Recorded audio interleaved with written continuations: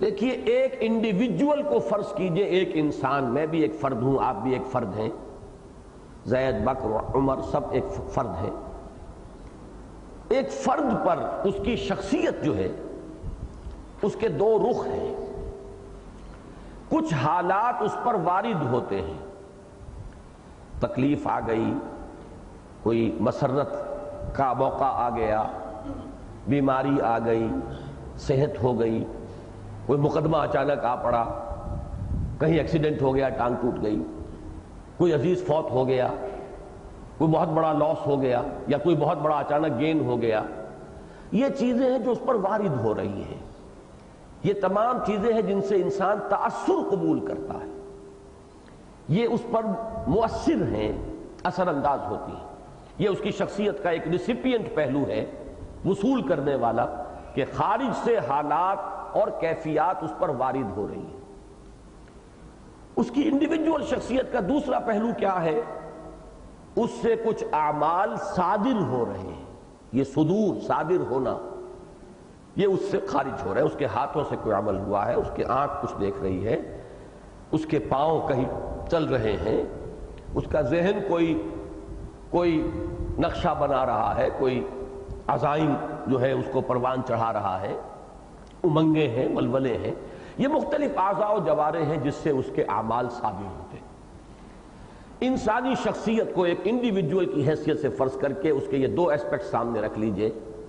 ایک وہ حالات و کیفیات جو انسان پر وارد ہوتی ہیں، ایک وہ افعال و اعمال جو انسان سے صادر ہوتے ہیں۔ یہ ایک انڈیویجول کی شخصیت کے دو رخ ہیں۔ اس کے بعد یہ کہ انسان گریگوریس اینیمل ہے، مل جل کر رہتا ہے، متمدن حیوان ہے۔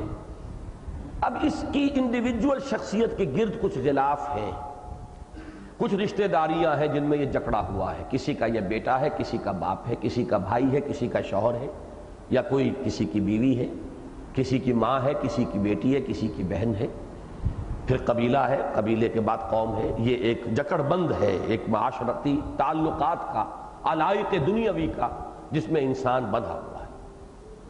اور دوسرے مادی جو اسباب و وسائل ہیں اس زندگی کے لیے، یہ دو چیزیں ہیں کہ جس میں ان کی شخصیت گھری ہوئی ہے۔ یہ گویا کہ غلاف ہیں جو اس کی شخصیت کے گرد لپٹے ہوئے ہیں۔ اب ان چیزوں میں ایمان کا نتیجہ کیا نکلتا ہے؟ اس کے اوپر وارد ہونے والی کیفیات کے ضمن میں اب اس کا نقطہ نظر کیا ہو جائے گا؟ اس سے صادر ہونے والے اعمال میں ایمان کا کیا نتیجہ ظاہر ہوگا، کیا اثر مترتب ہوگا؟ علائق دنیاوی، ان کے بارے میں اس کا نقطہ نظر کیا ہوگا؟ مال و اسباب دنیاوی، اس کے بارے میں اس کا نقطہ نظر کیا ہوگا؟ اگر یہ چار چیزیں واضح ہو جائیں تو گویا کہ اصول معین ہو گئے، باقی اب اس کی شرحیں ہوں گی۔ جیسے ایک درخت کی چار بڑی بڑے تنے سے چار شاخیں نکلی، اب شاخ در شاخ، شاخ در شاخ وہ پھیلتی جائیں گی، لیکن یہ کہ یہ چار شاخیں اگر آئیڈینٹیفائی ہو جائیں تو پھر گویا کہ آگے جو ہے اس خاکے میں تفصیل کا رنگ انسان جو ہے خود بھر سکتا ہے۔ ان چار ایسپیکٹس کو ذہن میں رکھیے۔ اور اب آئیے سب سے پہلی شے، انسان پر وارد ہونے والے حالات و کیفیات، کوائف۔ ان میں بھی جیسا کہ میں نے عرض کیا، کچھ ایسے ہوتے ہیں جو خوشگوار ہیں، کچھ ایسے جو ناگوار ہیں، لیکن یہ کہ ان کے بارے میں نقطہ نظر کیا ہے؟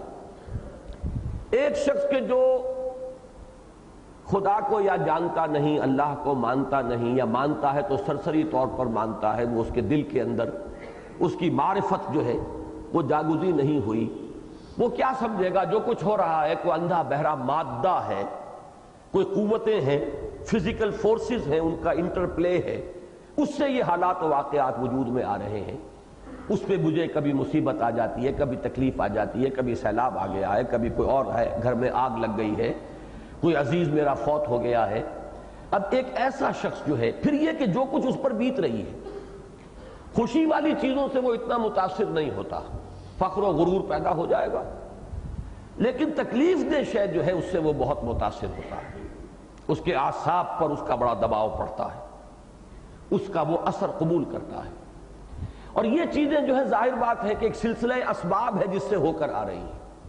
آگ لگ گئی، لیکن کیسے لگ گئی؟ اچانک لگ گئی، اس کائنات کا کوئی مدبر نہیں ہے پھر کہ جو کنٹرول کر رہا ہو اس کو.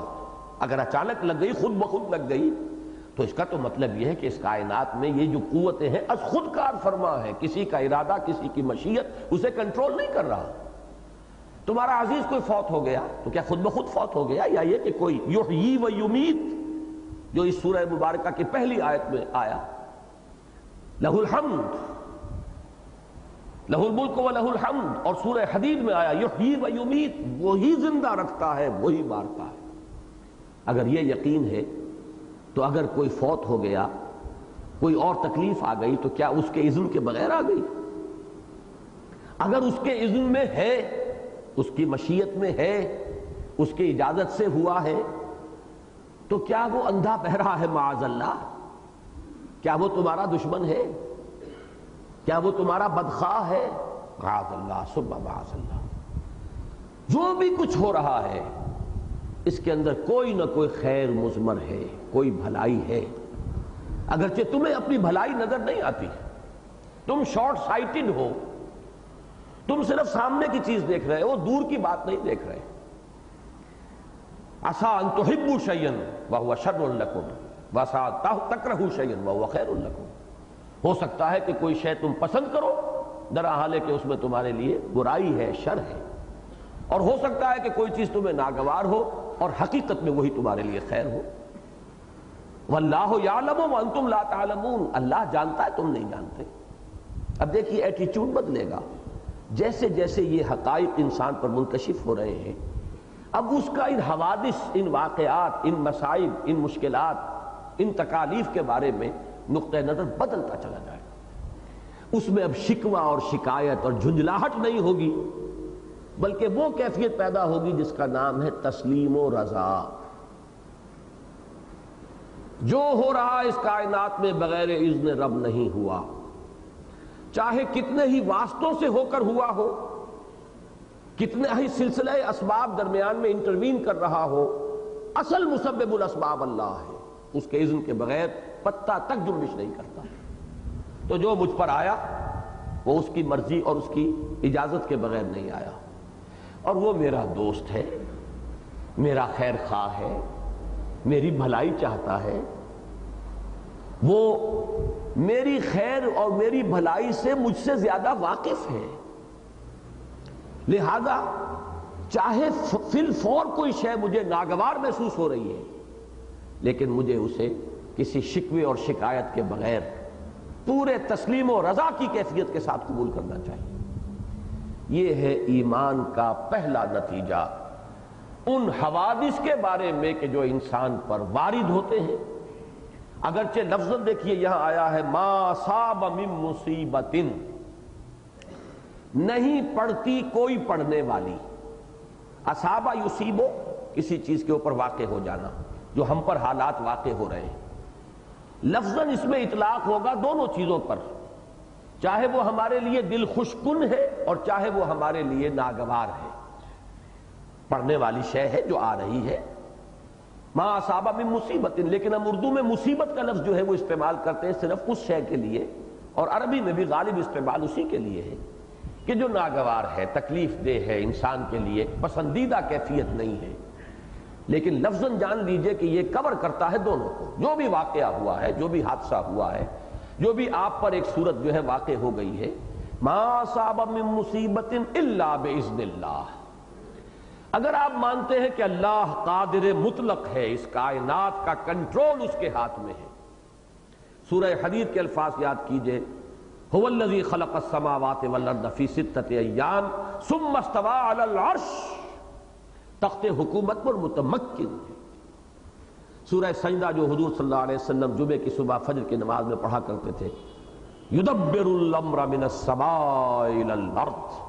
مدبر وہ ہے، تدبیر ہے اس کی. اگرچہ اس کی تدبیر بڑی لمبی ہے، اس کی بڑی لانگ پلاننگز ہوتی ہیں. تمہاری تقویم جو ہے، تمہارا کیلنڈر بڑا چھوٹا ہے، تم بہت گھبرا جاتے ہو. اللہ کا دن جو ہے وہ 10,000 برس کے برابر ہے. اللہ کی تقویم اور پلاننگ اسی کے حساب سے ہے. لیکن بیدک الخیر انک علی کل شیء قدیر.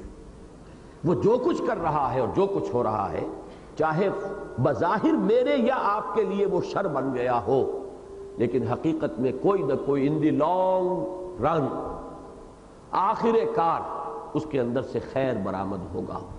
لہذا جو بھی ہو، ہر چہ ساقی ماریخت عین الطافست، سرے تسلیم خم ہے جو مزاج یار میں آئے۔ کوئی شکوہ، کوئی شکایت، کوئی جھنجھلاہٹ، کیوں ہو گیا، کیسے ہو گیا، کس نے کر دیا، ہاں اے فلک پیر جواں تھا ابھی عارف، کیا تیرا بگڑتا جو نہ مرتا کوئی دن اور۔ یہ شکوے، یہ رنج، یہ غم، یہ در حقیقت یہ محجوبیت کی علامت ہے، اللہ سے دور ہونے کی علامت ہے، معرفت خداوندی سے محروم ہونے کی علامت ہے۔ جہاں ایمان آئے گا اور یقین ہوگا کہ پتہ تک اس کے اذن کے بغیر جنبش نہیں کھاتا، وہاں تسلیم و رضا کی کیفیت ہوگی۔ یہاں ذرا میں چاہوں گا کہ تقابل کر لیں۔ سورہ حدید میں نے کہا تھا اول و آخر بہت گہری مناسبت ہے ان دونوں صورتوں میں۔ اس آیت کا ترجمہ پہلے مکمل کر لیں۔ ما صاب من مصیبت الا باذن اللہ، نہیں پڑتی کوئی پڑھنے والی مگر اللہ کے اذن سے۔ اذن رب کے بغیر پتہ تک جنبش نہیں کرتا۔ البتہ اس لفظ اذن کا اور اللہ کی رضا کا فرق ہے۔ میں نے ارادہ کیا کہ ہاتھ اٹھاؤں، نہیں اٹھا سکتا جب تک کہ اللہ کا اذن نہ ہو۔ اللہ کے اذن کے بغیر نہیں ہے یہ، لیکن اللہ راضی ہے یا ناراض یہ بات علیحدہ ہے۔ میں نے ہاتھ کس نیت سے اٹھایا، کس ارادے سے اٹھایا، چوری کے لیے اٹھایا یا کسی کی خدمت کے لیے، کسی کی تکلیف کو رفع کرنے کے لیے اٹھایا، اس کی بنا پر میں اللہ کے ہاں اجر یا سزا کا مستوجب ہو جاؤں گا، لیکن ہاتھ نہیں اٹھ سکتا اگر اللہ کا اذن نہ ہو، اس لیے کہ وہ کنٹرول کیے ہوئے اس پوری کائنات کو، ورنہ وہ قادر مطلق آ رہا، پھر ہر شے آزاد ہو گئی، اپنی مرضی سے حرکت کر رہی ہے، پھر تو یہ اندھیر نگری چوپٹ راج ہے، پھر اس کا تخت حکومت جو ہے گویا کہ وہ تو ڈاما ڈول ہے، اس کا تو کنٹرول ہی کوئی نہیں ہے۔ اس اللہ پر ایمان کہ جو اس کائنات پر مستولی ہے، جس کا تخت کائنات، تخت حکومت پر تسلط ہے، ثم استوى علی العرش، یہ ہے اس کا نتیجہ کہ کوئی شے اذن رب کے بغیر وجود میں نہیں آتی۔ رضا علیحدہ شے ہے، بالکل علیحدہ شے، وہ میں بعد میں بیان کروں گا۔ ما اصاب من مصیبت الا باذن اللہ ومن یؤمن باللہ، دیکھیے نوٹ کیجئے، یہ ایمان کا نتیجہ ہے۔ جو اللہ پر ایمان رکھتا ہے یہدی قلبہ، اللہ اس کے دل کو ہدایت دے دیتا ہے۔ کس بات کی ہدایت دے دیتا ہے؟ تسلیم و رضا، کہ ہر چہ ساقی مارے عین الطافست، نہ شود نصیب دشمن کے شود ہلاک تیغت، سرے دوستاں سلامت کے تو خنجر آزمائی۔ اے اللہ جو تیری طرف سے آئے میں اس پر راضی ہوں، کوئی شکوہ نہیں، کوئی شکایت نہیں۔ یقیناً کوئی نہ کوئی خیر ہوگا اس میں، اگرچہ مجھے نظر نہیں آ رہا، یقیناً اس میں میری کوئی نہ کوئی مصلحت ہوگی، اس لیے میں سر تسلیم خم کر رہا ہوں۔ میں تیرے اس فیصلے پر کوئی شکوہ اور شکایت نہیں کرتا۔ یہ کیفیت جو ہے تسلیم و رضا کی۔ اب اس کا دیکھیے تعلق کس چیز سے جوڑا؟ واللہ بکل شیء علیم، دو چیزیں ہیں جس کے درمیان یہ بات آ گئی، اذن رب اور علم رب۔ علم رب سے باہر کچھ نہیں، ہر شے اس کے علم میں ہے۔ یہ نہیں ہے کہ ہم پر جو کچھ ہو رہا ہے، کسی دشمن نے میرے اوپر جو کچھ حملہ کیا ہے وہ اللہ کے علم میں نہیں ہے، وہ تو اللہ تعالیٰ ہے علیم بصیر، ہر جگہ موجود، ہر آن خود چشمدید گواہ ہے ہر واقعے کا۔ ہوا معکم اینما کنتم واللہ بما تعملون بصیر۔ کوئی شے اس کے علم سے باہر نہیں، کوئی شے اس کے اذن کے بغیر حرکت نہیں کر سکتی۔ آپ کا دشمن اگر آپ پر گولی چلا رہا ہے تو وہ بھی اذن رب کے بغیر نہیں ہے، اور اگر اس نے ٹریگر اس کی انگلی نے حرکت کیا، دبا دیا، تو اذن رب کے بغیر یہ انگلی حرکت نہیں کر سکتی تھی، اور گولی آپ کو لگی ہے تو اللہ کے اذن کے بغیر نہیں لگ سکتی تھی۔ اگر یہ بات دل میں نہیں ہے، جس کو کہ کہا ہے شیخ عبد القادر جیلانی رحمۃ اللہ علیہ نے اپنے بچے کو جو وصیت کی ہے انتقال کے وقت، وصایا ان کی مشہور ہیں کہ اے میرے بچے اس حقیقت کو ذہن نشین کر لے، لا فاعل فی الحقیقت ولا مؤثر الا اللہ، اس کائنات میں فی الحقیقت کوئی فاعل، کوئی مؤثر نہیں ہے اللہ کے سوا۔ اسی کو آپ کہتے ہیں کلمہ جو آپ کا تیسرا کلمہ ہے، لا حول ولا قوت الا باللہ۔ کوئی بھلائی کی طاقت اور قوت نہیں ہے، کوئی برائی یا نقصان پہنچا دینے والی طاقت نہیں ہے مگر اللہ کے ساتھ۔ کوئی آپ کو غضب پہنچانا چاہے نہیں پہنچا سکتا اگر اللہ نہ چاہے، کوئی آپ کو نفع پہنچانا چاہے نہیں پہنچا سکتا اگر اللہ نہ چاہے۔ جیسے کہ فرمایا حضور صلی اللہ علیہ وسلم نے کہ اگر، بلکہ غالباً حدیث قدسی ہے، اگر تمام انسان مل کر چاہے کہ تمہیں کوئی نفع پہنچاتے نہیں پہنچا سکتے مگر وہ جو اللہ چاہے، اور اگر تمام انسان مل کر چاہے تمہیں کوئی غضب پہنچا دے نہیں پہنچا سکتے مگر وہ جو اللہ چاہے۔ لا حول ولا قوت الا باللہ۔ اب دیکھیے اس کا تقابل کیجئے، سورہ حدید میں یہ مضمون 2 آیتوں میں آیا تھا، وہ طویل آیتیں ہیں۔ ما صاب من مصیبت فی الارض ولا فی انفسکم، یہ الفاظ اضافی ہو گئے۔ نہیں پڑتی کوئی پڑنے والی نہ زمین میں نہ تمہاری جانوں میں۔ زمین میں وہ مصیبتیں ہیں جو بڑے پیمانے پر آتی ہیں، جیسے ابھی ہمارے ہاں سیلاب آیا تھا، کہیں زلزلہ آ جائے۔ ولا فی انفسکم، نہ تمہاری جانوں میں، بیماری آ گئی، تکلیف آ گئی، ایکسیڈنٹ ہو گیا، یہ تمہاری جانوں میں ہے۔ الا فی کتاب من قبل ان نبراہا، مگر وہ پہلے سے درج ہے ایک کتاب میں، اس سے قبل کہ اسے ہم ظاہر کریں۔ یہ کتاب کون سی کتاب ہے؟ علم الہی کی کتاب ہے، جس میں ہر شے پہلے سے موجود ہے۔ عالم ما کانا وما یکون، جو ہونا ہے وہ بھی اس کے علم میں ہے کہ نہیں، لہذا وہ اللہ کے علم کی کتاب میں درج ہے۔ ان ذالک علی اللہ یسیر، یقیناً یہ اللہ پر بہت آسان ہے۔ اب آگے فرمایا لکہ لا تعصوا علی ما فاتکم، تاکہ جو چیز تم سے چھوٹ جائے، جاتی رہے، موقع ہاتھ سے نکل گیا، مال ہاتھ سے نکل گیا، کوئی عزیز آپ کا فوت ہو گیا، لفظ فوت آیا ہے، لکہ لا تعصوا علی ما فاتکم ولا تفرحوا بما آتاکم، اور جو کچھ اللہ تمہیں دے دے اس پر اترایا نہ کرو۔ ان اللہ واللہ لا يحب كل مختال فخور، اللہ کو یہ شیخی خورے پسند نہیں ہے۔ اب دیکھیے اس آیت میں وہ بات کھل کر آ گئی جسے یہاں یہد قلبہ کے ایک لفظ میں کہا گیا۔ اللہ اس کے دل کو ہدایت دے دیتا ہے۔ کیا ہدایت دے دیتا ہے؟ کہ کوئی شے نکل گئی، جاتی رہی، نقصان ہو جائے تو اس کے اوپر افسوس نہ کیا کرو۔ کوئی شے مل گئی، اچانک گھر بیٹھے کوئی دولت آ گئی، چھپر پھاڑ کر کچھ دے دیا اللہ نے، کوئی خوشی کا موقع آ گیا، اس پہ اترایا نہ کرو۔ یہ 2 کیفیات جو ہیں، اس میں جب آدمی کا یہ پینڈولم جو ہے سوئنگ کرتا ہے ادھر سے ادھر تک، تو اس کا میں نے ایک فارمولہ بیان کیا ہے، جتنا اس پینڈولم کا سوئنگ جو ہے زیادہ براڈ ہوگا، کہ ذرا خوشی آ گئی تو اترا رہے ہیں اور پھولے نہیں سما رہے، ذرا تکلیف آ گئی تو یئوساً کفور ہو کر بیٹھ گئے ہیں، یہ جتنا پینڈولم زیادہ ہوگا اتنی ہی اللہ سے محجوبیت ہے اور دوری ہے، اور جتنا اللہ سے قرب ہوگا اس پینڈولم کا جو حرکت ہے کم سے کم ہوتی چلی جائے گی، یہاں تک کہ وہ صورت پیدا ہو جائے کہ انسان ایک چٹان کے مانند رہے، بدلتے ہوئے حالات سے کوئی تاثر قبول نہ کرے۔ تکلیف آئی ہے تو رب کی طرف سے صبر ہے، شکر ہے، کوئی اگر راحت آ گئی ہے رب کی طرف سے شکر ہے، اس کا احسان مانو۔ بلکہ میں نے اس سے پہلے کئی مرتبہ عرض کیا ہے کہ اس کے کئی درجے ہیں۔ سورۃ الفجر میں بیان کیا گیا ایک عجیب مقام ہے قرآن مجید کا، شکوہ کیا ہے اللہ نے، فَأَمَّا الْإِنسَانُ إِذَا مَا ابْتَلَاهُ رَبُّهُ فَأَكْرَمَهُ وَنَعَّمَهُ فَيَقُولُ رَبِّي أَكْرَمَنِ۔ انسان کا معاملہ عجیب ہے کہ جب اسے اس کا رب آزماتا ہے اور عزت دیتا ہے اور نعمتیں دیتا ہے تو وہ کہتا ہے میرے رب نے مجھے عزت دی۔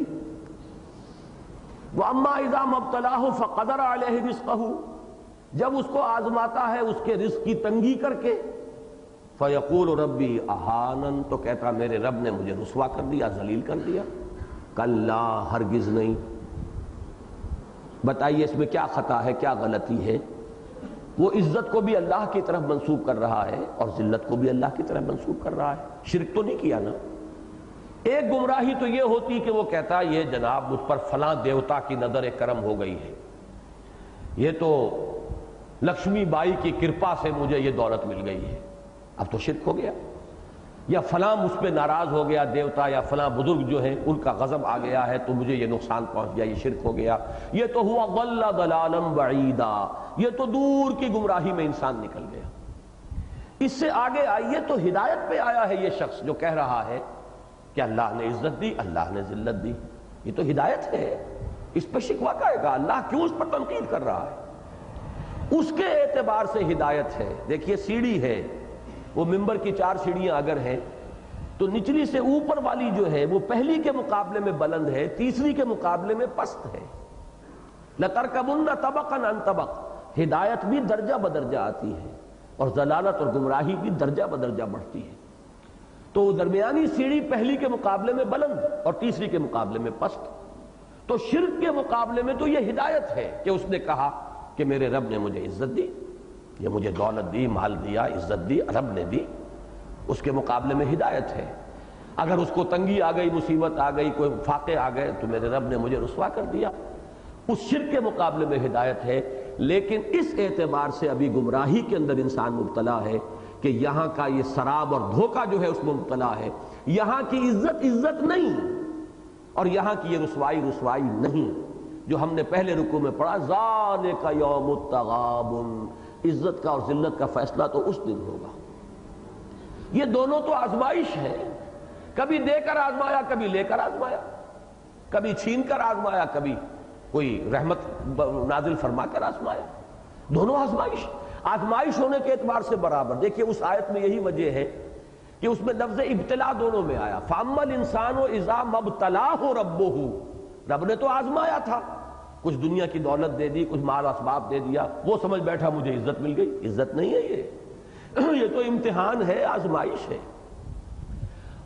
وَإِذَا مَا ابْتَلَاهُ فَقَدَرَ عَلَيْهِ رِزْقَهُ، اور جب اس کو آزمایا دوسری شکل میں کہ ذرا رزق کی تنگی کر دی، ناپ تول کر، تو کہا مجھے ذلیل کر دیا، حالانکہ یہ ذلت نہیں۔ اس اعتبار سے ہدایت کی اب اگلی سیڑھی آئی کہ یہاں کی عزت عزت نہیں، یہاں کی ذلت ذلت نہیں، دونوں امتحانی کیفیات ہیں۔ اس سے اوپر ایک سیڑھی اور ہے، عام آدمی جو یہاں پہنچ جائے گا وہ یہ سمجھے گا کہ یہ جب اللہ دے کر آزماتا ہے تو یہ ہلکا امتحان ہے، اور جب تکلیف دے کر آزماتا ہے تو یہ زیادہ بھاری امتحان ہے۔ ہدایت کی ایک اور منزل ہے کہ یہاں کی دولت، یہاں کی فراوانی، یہ زیادہ کڑا امتحان ہے بنسبت یہاں کی انسان کے، اگر صرف ضرورت پوری ہو رہی ہو۔ اگر یہاں کی شہرت مل گئی ہے تو زیادہ بڑے امتحان میں آ گیا انسان بنسبت اس کے کہ کوئی اسے جانتا نہ ہو۔ یہاں اقتدار نصیب ہو گیا ہے تو زیادہ کٹھن ہو گئی اس کی آزمائش بنسبت اس کے کہ اس کے ہاتھ میں کوئی اختیار نہ ہو۔ یہاں دولت زیادہ مل گئی ہے تو زیادہ حساب دینا پڑے گا قیامت کے دن بنسبت اس شخص کے جس کے بارے میں حضور نے فرمایا سبق المفردون، جو ہلکے پھلکے تھے وہ آگے نکل جائیں گے۔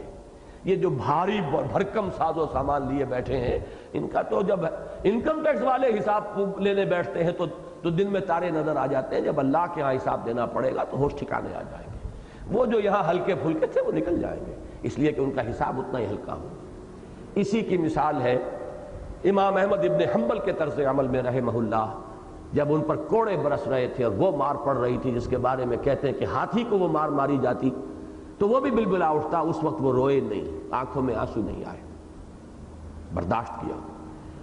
اور جب حکومت بدل گئی، اب اگلا خلیفہ جو ہے اس کا نظام کچھ اور ہے، اس کی رائے کچھ اور ہے، اب اس کے ہاں سے ایک ایلچی آیا ہے اشرفیوں کی تھیلیاں لے کر امام احمد ابن حنبل کی خدمت میں کہ یہ دربار خلافت سے آپ کے لیے ہدیہ ہے۔ اس وقت رو پڑے کہ پروردگار میں اس امتحان کے قابل نہیں، یہ امتحان بہت کڑا ہے، یہ بہت بھاری ہے، سختی کو آدمی جھیل جاتا ہے۔ لالچ والا امتحان جو ہے اور دنیا کی دولت کے اندر کہ جو انسان کے لیے آزمائش مضمر ہے، یہ زیادہ کڑی ہے بنسبت اس کی۔ تو یہ ہے انتہا اس ہدایت کی جو وہاں سے چلی ہے۔ ایک ضل ضلالا بعیدہ ہے کہ فلاں دیوی یا دیوتا یا فلاں آلہہ جو ہے ان کی وجہ سے ہو رہا ہے۔ ایک یہ کہ آپ نے دونوں چیزوں کو منسوب تو کیا اللہ کی طرف، لیکن یہاں کی عزت کو عزت سمجھا، یہاں کی ذلت کو ذلت سمجھا۔ ایک یہ کہ نہیں، یہ دونوں اصل میں امتحان ہے۔ اور اس سے آخری بات کیا ہے کہ بظاہر عزت والا امتحان اگرچہ ہلکا نظر آتا ہے، حقیقت میں کڑا ہے، مشکل ہے، بھاری ہے، اس میں پورا اترنا، کامیاب ہونا مشکل تر ہے بنسبت اس کے جس کو حضور نے فرمایا ما قل و کفا خیر مما کثر والہا، جو کم ہو لیکن کفایت کر جائے، آدمی کی ضرورتیں پوری ہو جائیں، کہیں بہتر ہے اس سے کہ کثرت ہو، بہت مال و اسباب ہو، لیکن اس کثرت اور مال و اسباب کی جو بہتات ہے اس کا نتیجہ نکلتا ہے غفلت، غافل ہو جائے گا۔ تو ما قل و کفا خیر مما کثر و الہا۔ اب اس کو پھر پڑھیے اس آیت کو، یہ جو حالات وارد ہو رہے ہیں۔ اب دیکھیے اس کے لیے ہمارے ہاں شاعری میں مختلف جگہوں پر اس کے لیے بڑی عمدہ تعبیرات ہیں۔ اس کے لیے میں نے عرض کیا کہ مقام لکھ لیجئے، یہ صوفیہ کے ہاں زیر بحث آتی ہیں یہ چیزیں، یہ فقہ کی کتابوں میں نہیں ملیں گی۔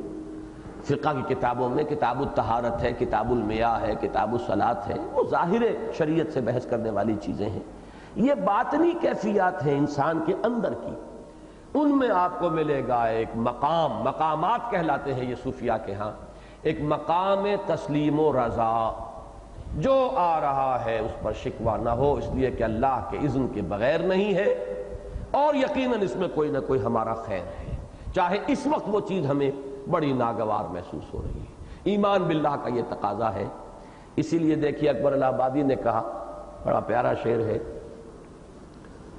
رضائے حق پہ راضی رہ، یہ حرف آرزو کیسا، یوں ہونا چاہیے، ایسا نہیں ہونا چاہیے، تم ہو کون؟ تم اللہ کو پڑھانا چاہ رہے ہو، تمہارا علم محدود، تمہارے پیمانے محدود، یوں ہو جانا چاہیے، یوں ہونا چاہیے تھا، ایسا نہیں ہونا چاہیے تھا۔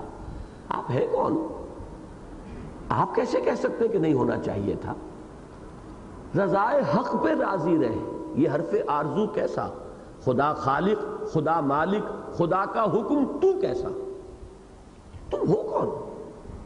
اسی لیے ایک حدیث ہے، ان کلمۃ لو تفتح عمل الشیطان، یہ لو کاش کہ یوں ہوتا، یہ در حقیقت شیطان کے عمل کا آغاز ہو جاتا ہے۔ یہاں سے اس کا مطلب یہ ہے کہ جو ہوا ہے آپ سمجھتے ہیں کسی اور کے اذن سے ہوا یا اللہ کے اذن سے ہوا؟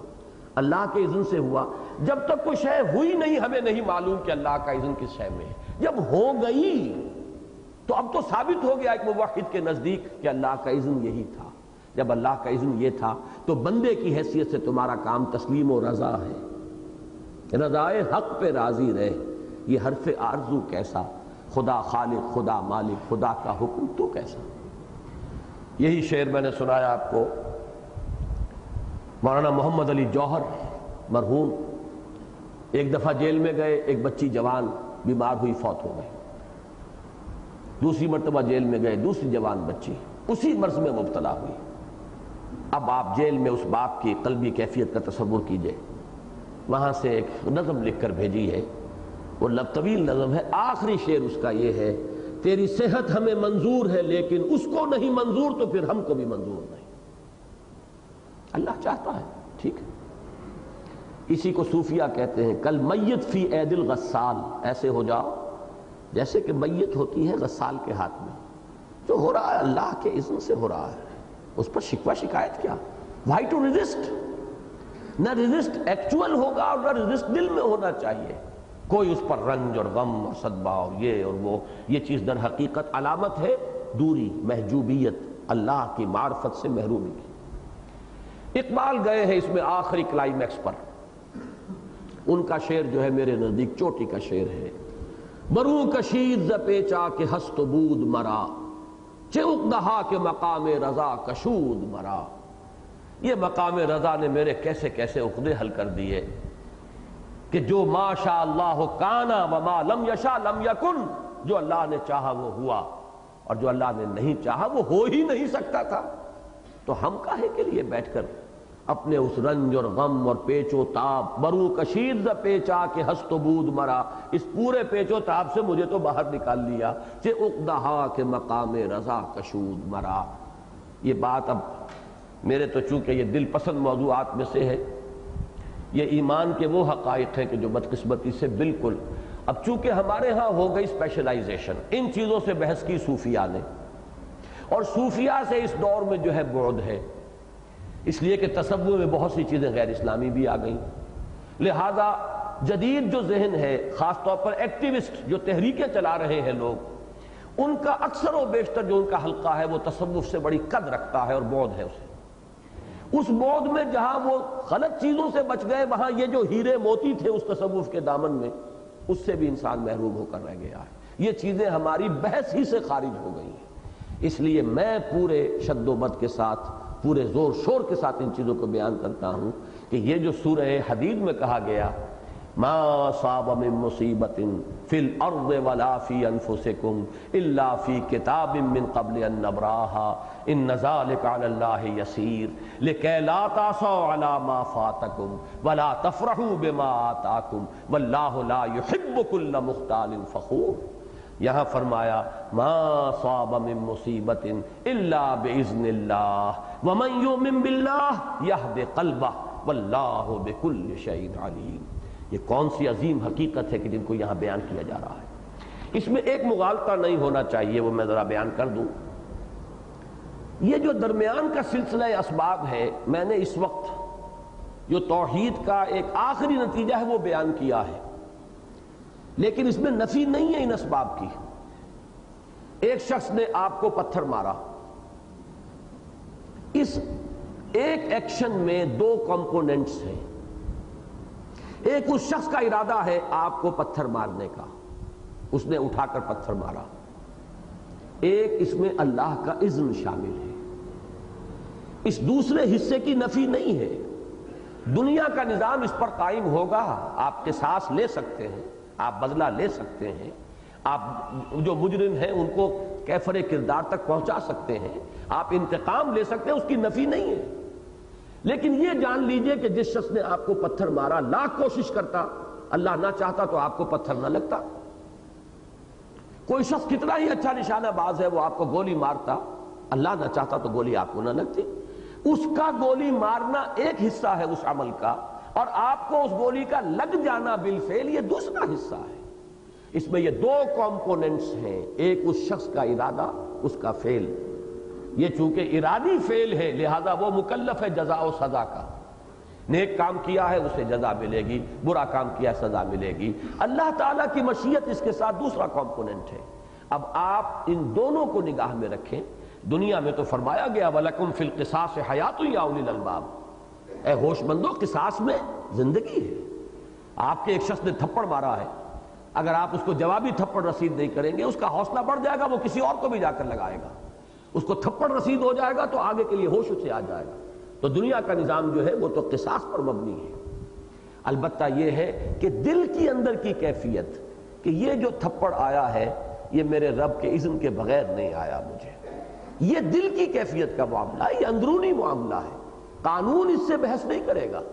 اب اگر آپ اس بات کو نہیں جانتے تو اب پیچ و تاب کھاتے رہیں گے بیٹھے ہوئے، اور آپ ابلتے رہیں گے اور جوش کھاتے رہیں گے۔ یہی وہ چیزیں ہیں جس نے اس دور میں آ کر یہ جو مینٹل ڈیزیزز ہیں اس کی جو اس قدر جو کثرت ہو گئی ہے، کانفلکٹس، فرسٹریشنز، یہ کیوں ہو گیا، یہ کیا ہو گیا، یہ سوسائڈز، نقصان ہو گیا، ایک دم نقصان ہو گیا، آدمی برداشت نہیں کر پا رہا اور وہ خودکشی کر گیا ہے۔ لاکھوں کروڑوں اب بھی موجود ہے کم بخت کے پاس، لیکن یہ ہے کہ وہ جو ایک صدمہ ہو گیا ہے اس کو برداشت نہیں کر پایا۔ یہ جو پینڈولم کی سوئنگ ہو رہی ہے اندرونی کیفیات کے اندر، یہ ہے جو اس وقت ہماری گفتگو کا موضوع ہے، جس کو قرآن مجید میں فرمایا گیا ہے کہ انسان کا معاملہ یہ اذا انعمنا علی الانسان اعرض ونأى بجانبہ واذا مسہ الشر کان یئوسا۔ یہ انسان کا پینڈولم جو ہے، کچھ مل گیا تو اترا رہے ہیں، اکڑ رہے ہیں، وہ پھولے نہیں سما رہے، کچھ گم گیا، کوئی ہاتھ سے جاتا رہا، نقصان ہو گیا تو بالکل چرمر ہو کر رہ گئے ہیں، کمر ہمت ٹوٹ گئی ہے، بالکل مایوس ہو کر بیٹھ رہے ہیں۔ یہ کیفیات ہے جن سے انسان کو بچاتی ہے یہ تسلیم و رضا کی کیفیت۔ بروں کشید ز پیچا کے ہست و بود مرا، چہ اقدہا کے مقام رضا کشود مرا۔ تو ان دونوں چیزوں کو ایک دوسرے میں گڑبڑ نہ کریں۔ جو شے آ رہی ہے، اب دیکھیے ایک پیاری مثال آج میرے ذہن میں آئی تھی۔ آپ نے لوور اینیملز کو دیکھا ہوگا، چھوٹے کیڑے مکوڑے، آپ اگر تنکا اس کو مارتے ہیں تو وہ تنکے کے اوپر حملہ کرتا ہے۔ اس کا ابھی جو وہ دماغی نظام ہے وہ اتنا نہیں ہے کہ وہ یہ سمجھے کہ یہ تنکا کوئی شے نہیں ہے، اصل میں تو وہ ہے جو تنکے کو ہلا رہا ہے، وہ نہیں جانتا، اس لیے کہ اس کا ابھی لیول بہت پست ہے، وہ تنکے ہی کو کاٹے گا۔